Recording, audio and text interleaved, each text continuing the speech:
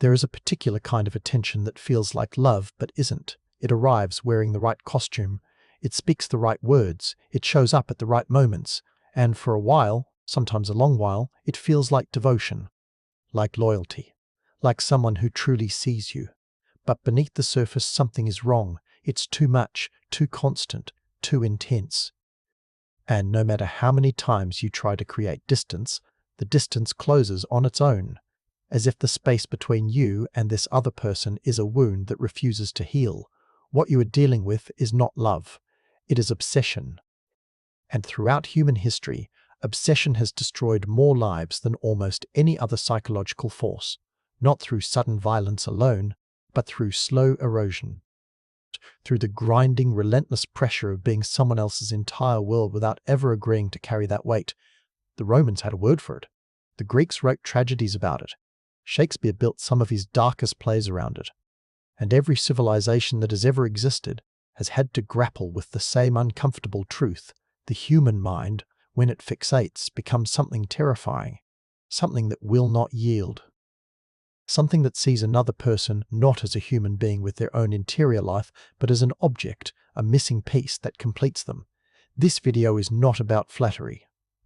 This is not a list of cute signs that someone likes you a little too much. This is a serious psychological examination of what obsession looks like when it takes root in another person. The warning signs that history, biology, and decades of psychological research tell us we should never ignore. Pay attention. Some of these signs will be familiar, and if they are, you need to know what they mean. Sign 1. They monitor your life with unusual precision. Every human being pays attention to the people they care about. That is normal. That is how relationships function. But there is a line, a clear, unmistakable line, between caring attention and surveillance. The obsessed person knows things about you that you never told them. They know where you were last Tuesday. They know who you spoke to at a gathering 3 weeks ago.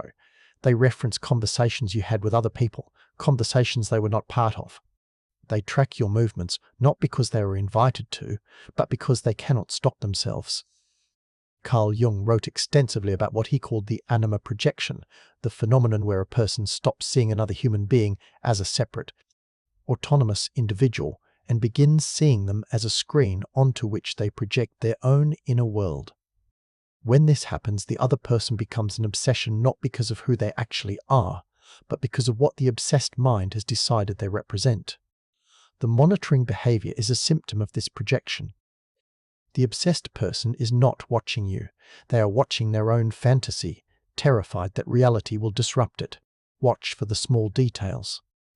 When someone consistently knows things they should not know, when their awareness of your life extends far beyond what normal friendship or attraction would explain, that is not attentiveness. That is the early architecture of obsession. Sign 2. They interpret ordinary kindness as confirmation of deep connection. You smiled at them once, you held a door open, you replied politely to a message, and somehow, in their mind, this became evidence of something profound. This is one of the most dangerous and least understood aspects of obsessive psychology, the mind's ability to construct an entire relationship out of crumbs, out of gestures so ordinary they would barely register to most people. The psychological mechanism at work here is called confirmation bias, taken to its extreme. Every piece of evidence that confirms the obsession, no matter how small, no matter how ambiguous, gets magnified. Every piece of evidence that contradicts it gets discarded. This is not dishonesty. It is not strategic manipulation. It is a genuinely distorted perception of reality. Freud documented cases of this in his early clinical work, studying patients who had developed powerful attachment to figures who barely knew they existed. He found that the obsessed mind does not require reciprocity to build its fantasy. It requires only the tiniest foothold, a glance, a smile, a moment of warmth, and from that single point it constructs an entire world. If you notice someone responding to your basic human decency as though it were an intimate invitation, if they treat your ordinary behavior as special signals meant specifically for them, this is not a misunderstanding you can correct with a gentle conversation. This is a symptom of a deeply entrenched psychological pattern. Sign 3. They struggle to respect boundaries you have clearly set. Healthy people, when told that a boundary exists, adjust their behavior. not always immediately, not always without some disappointment, but they adjust because they understand on a fundamental level that the person in front of them has an inner life, has needs and limits and preferences that deserve respect. The obsessed person cannot do this, not because they are stupid, not always because they are cruel, but because in their psychological framework, your boundaries are an obstacle between them and something they believe they are owed. This is a crucial distinction. The obsessed mind does not experience your boundaries the way a healthy person does. A healthy person hears, "I need space," and understands it as information about you. The obsessed person hears, "I need space," and experiences it as a wound inflicted upon them, as an injustice, as proof that something external, circumstances, other people, misunderstanding, is keeping them from what is rightfully theirs. Throughout history, this failure to recognize the autonomy of another person has been the psychological root of some of humanity's darkest tragedies. The court intrigue of medieval Europe was full of it. Advisors, lovers, and rivals who became so fixated on a particular person that they genuinely could not compute the reality that the object of their obsession had a will of their own. When someone repeatedly violates boundaries you have set clearly, do not tell yourself they simply did not understand. The problem is not comprehension. The problem is that they do not accept your right to set those boundaries in the first place. Sign 4. They experience intense emotional swings based entirely on your behavior. When you are warm toward them, they are elated, almost unnaturally so. When you are distant, even for perfectly ordinary reasons, they collapse. When you cancel a plan, it does not feel to them like a minor inconvenience, it feels like abandonment, like catastrophe. This emotional volatility is one of the most telling signs of obsession because it reveals something fundamental about the psychology at work. They have no independent emotional stability. Their inner world is entirely tethered to you, to your moods, your availability, your level of attention toward them. Psychologists use the term locus of control to describe where a person believes the source of their emotional experience lives. Healthy individuals have an internal locus of control. They understand that their emotional state is ultimately their own responsibility. The obsessed person has outsourced their entire locus of control to you. You have become, without your consent and without their conscious awareness, the regulator of their nervous system. This is an enormous and unfair burden, and it is a burden that tends to escalate. Because over time, as the obsession deepens, the emotional swings become more extreme, the highs get higher, the lows become darker, and the pressure on you, the pressure to behave in ways that keep them stable, becomes suffocating. Recognize this pattern early. Someone whose emotional world rises and falls entirely on the basis of your behavior is not experiencing love. They are experiencing dependency at a pathological level. Sign 5. They become hostile or wounded when you show interest in other people. Love does not possess. Genuine affection, even deep, powerful affection, does not require you to shut other people out of your life in order to be real. But obsession does. Obsession, by its nature, is exclusionary. It requires the beloved to exist only in relation to the obsessed person. This is why one of the clearest signs of obsession is the reaction, often disproportionate, often alarming, that occurs when you demonstrate that other people exist in your life. When you mention a friend, when you laugh with someone else in their presence, when you show interest in any human being who is not them. The reaction can take many forms: withdrawal and silence, open hostility, cutting remarks designed to undermine your connection to others, subtle campaigns to make you feel guilty for having a life that extends beyond your relationship with them. The Greek tragedy of Medea captures this psychology with brutal precision. Medea, abandoned and obsessed, turns her devotion into destruction. Not because her love was weak, but precisely because it was so consuming that she could not tolerate its object belonging, in any way, to a world that did not include her.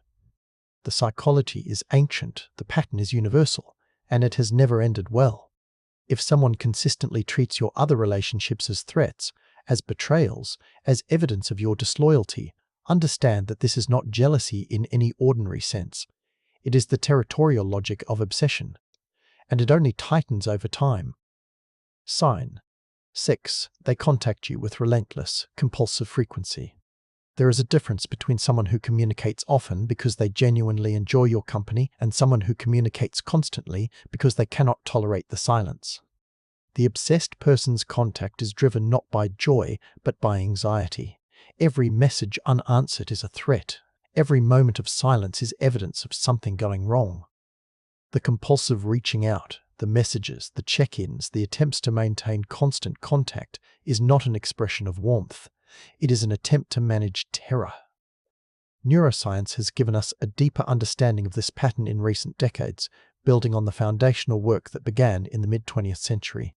When the brain becomes fixated on a particular person, the neurological reward pathways involved are eerily similar to those activated by addictive substances.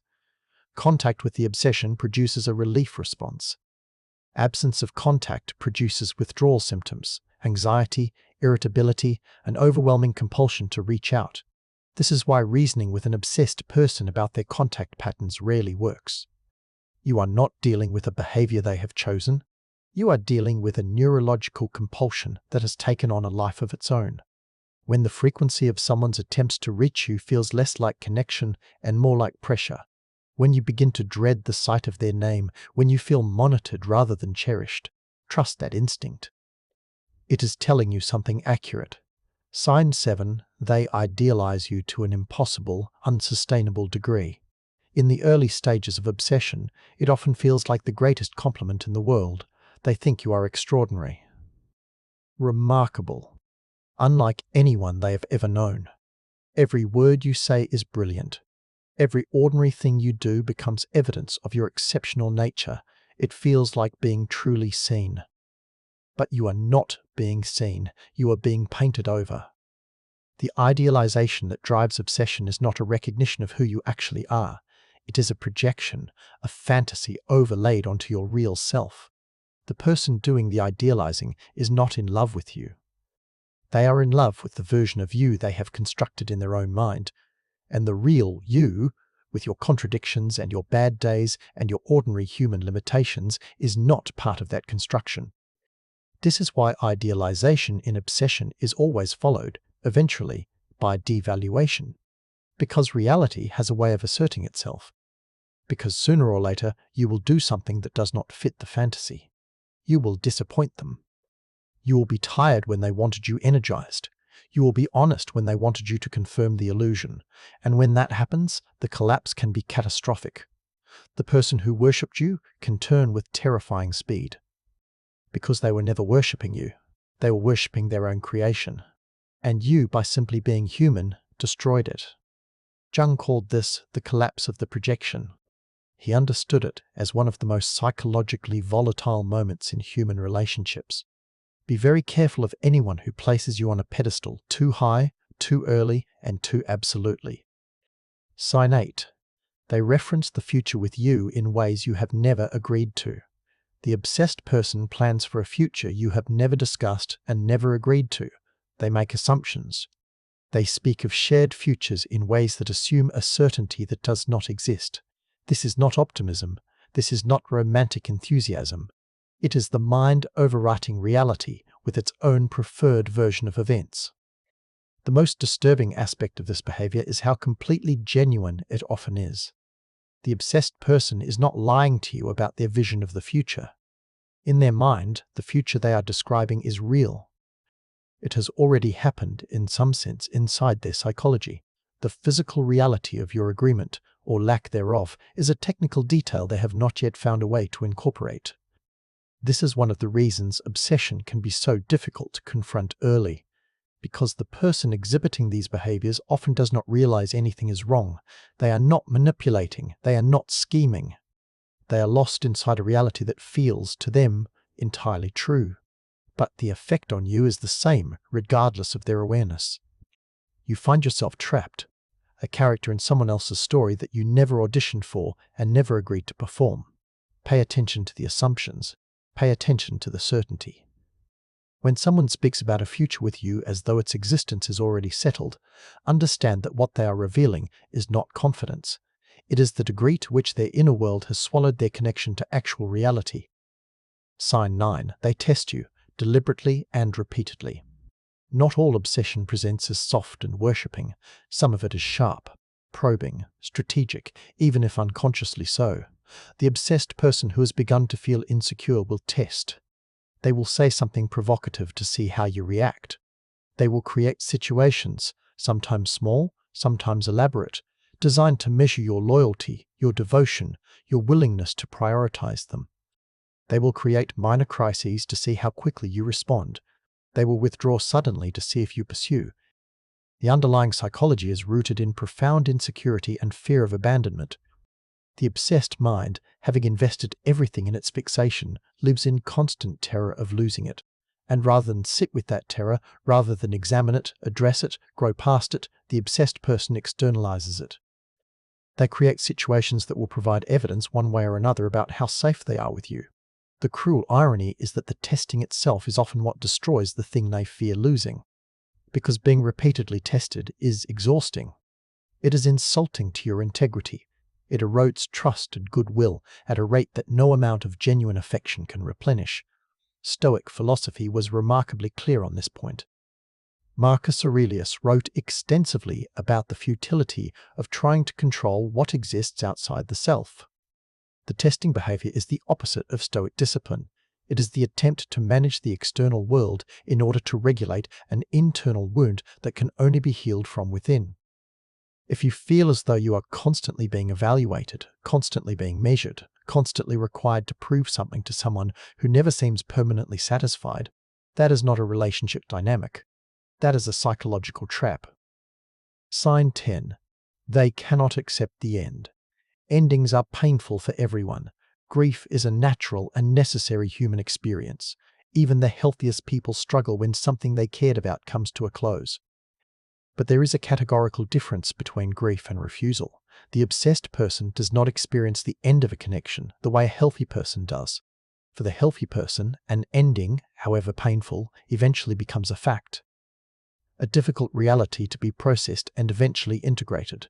For the obsessed person, the ending is simply not acceptable. It does not compute. It cannot be real. And so they keep returning to it, keep circling back, keep reopening, keep pushing against the finality of it as though it is a door that, with enough pressure, will give way. This refusal can be expressed in many forms. Constant attempts to re-establish contact, appeals to shared history, anger and accusation, the sudden emergence of crises that seem designed to pull you back in.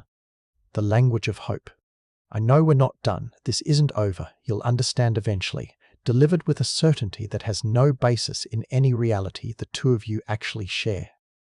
What you're witnessing in these moments is a mind that has become so intertwined with its fixation that separation registers as a form of psychological annihilation, not as sadness. As obliteration, history is full of these figures.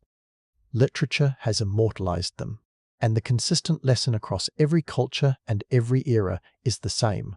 The refusal to accept an ending is not proof of how much someone loves you. It is proof of how deeply they need you, and there is a profound difference between those two things. Sign 11. Your instincts tell you something is wrong.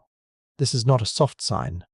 This is not a vague, unprovable feeling you should dismiss in favor of more comfortable explanations. This is, in many ways, the most important sign on this entire list.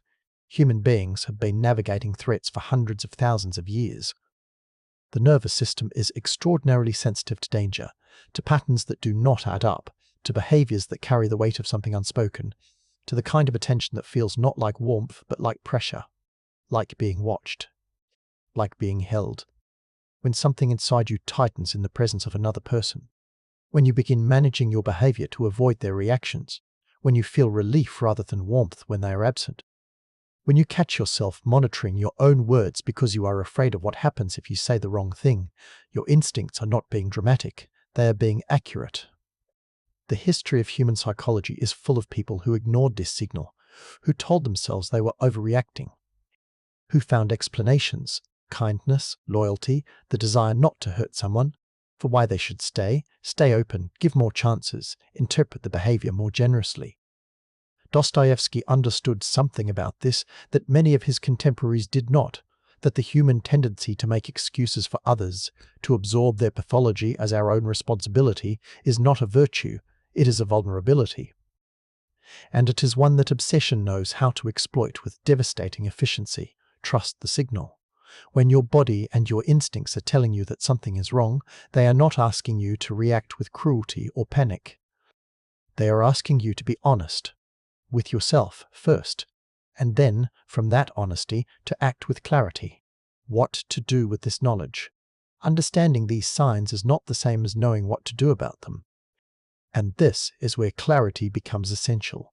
Obsession is not something that responds to ordinary social correction. It does not respond to gentle conversations, to careful explanations of how you feel, to appeals to reason or to the other person's better nature, because obsession, at its core, is not a choice. It is a pathological state, a psychological pattern that has taken root below the level of conscious control. This means that the responsibility for addressing it does not belong to you. It never did. The only person who can alter the trajectory of an obsessive pattern is the person living inside it, and only if they seek the kind of serious, sustained support that can reach the root of it. Your responsibility is different.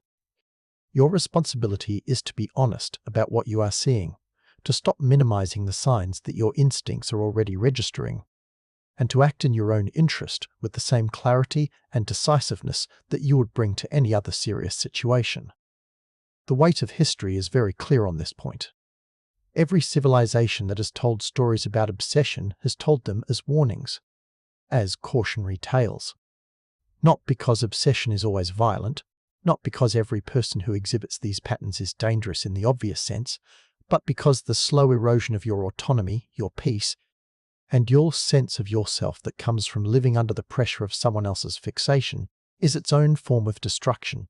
You deserve relationships that are built on choice, on genuine mutual recognition, on the kind of connection that makes both people more themselves, not less. Obsession offers the appearance of devotion, but what it actually delivers is a cage, a beautifully decorated cage sometimes. A cage built with the best of intentions sometimes, but a cage nonetheless. Know the signs. Trust what you see, and understand that protecting your own psychological freedom is not cruelty. It is the most basic and necessary act of self-respect.